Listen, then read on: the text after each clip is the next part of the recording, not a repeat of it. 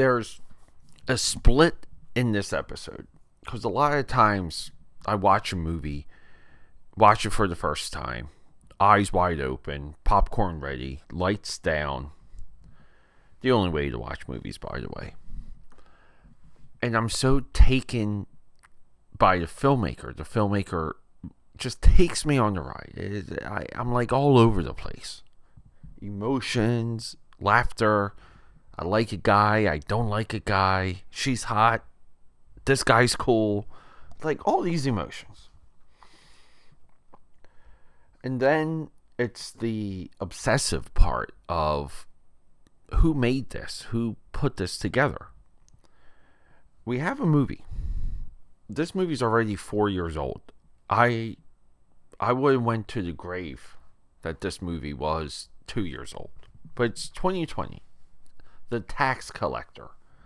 Written and directed by David Ayer.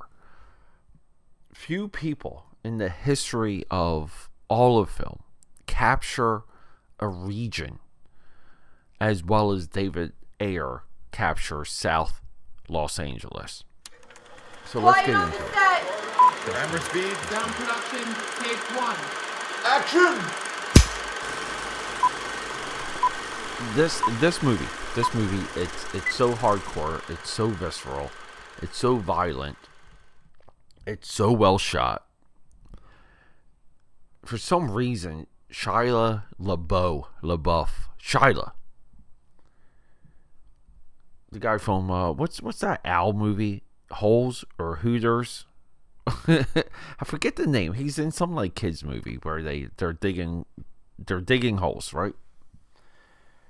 He gets, I know he gets a Raspberry nomination or award for his portrayal of a deeply disturbing, scary character called Creeper.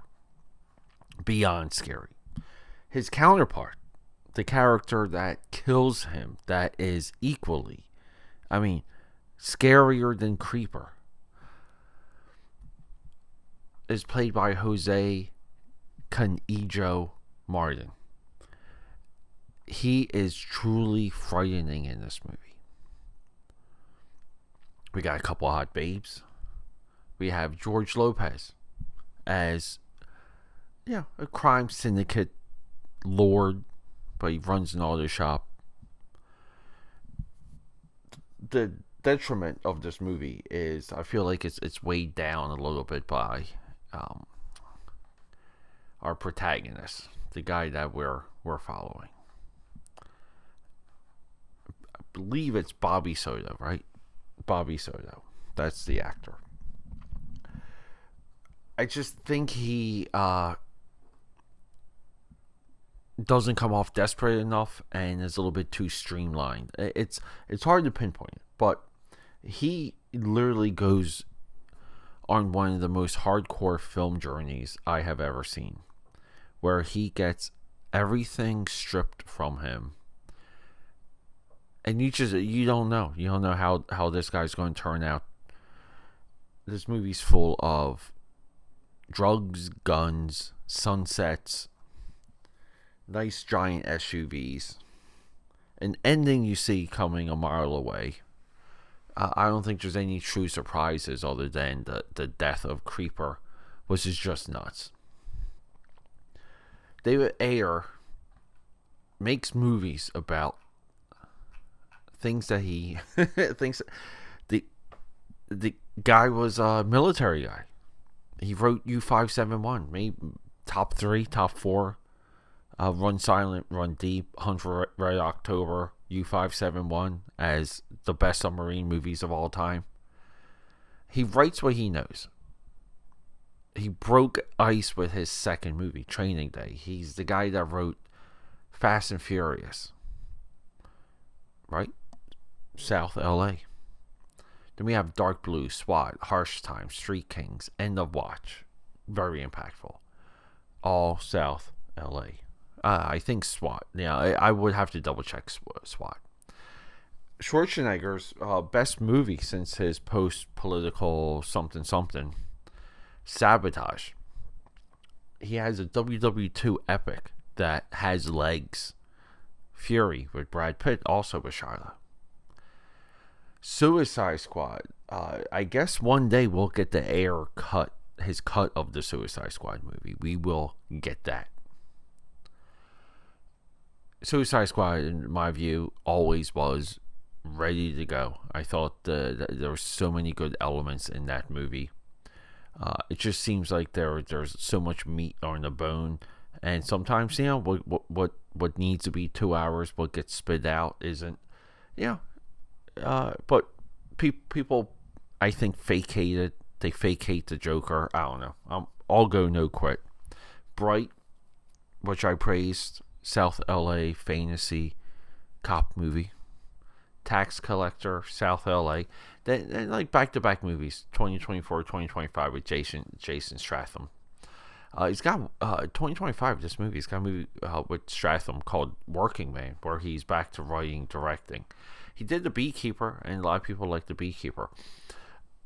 He's so integrated with South LA. Like, I just want to know more about him. It's kind of like John Ford and the Western. This guy's incredible. I mean, he makes this movie for $4 million. It comes and goes. People want to attack one I mean, it's funny because they did attack Pacino for Scarface.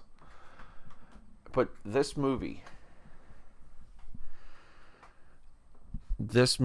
is what filmmaking, what movies is all about. You get in there with as little money as possible. You make the movie as quickly as possible. You build up the characters. You give us moments. And this movie has like a big cast. Like this, there's like a whole family involved with this guy's criminal activities. And it's basically a layout of how crime really does and could work. That's the scary part. And then just the cruelty and the violence that comes through this. I don't know, AKAPADers. I caught this on Hulu. A little bit of a quick episode today, but I just want to bring it to your attention. And I wanted to bring David Ayer to your attention because he's not on, when it comes to alters and guys that like have a complete vision for their film, he's hardly ever on that list for modern day guys. I think he should be. I think he has such a wide range. He's a solid Hollywood talent, meaning he has an agency and he's fed good actors, he's fed good projects. This movie's worth time and attention. Tax Collector. I caught it on Hulu. I guess technically, if you get the package, you can catch this on Disney Plus.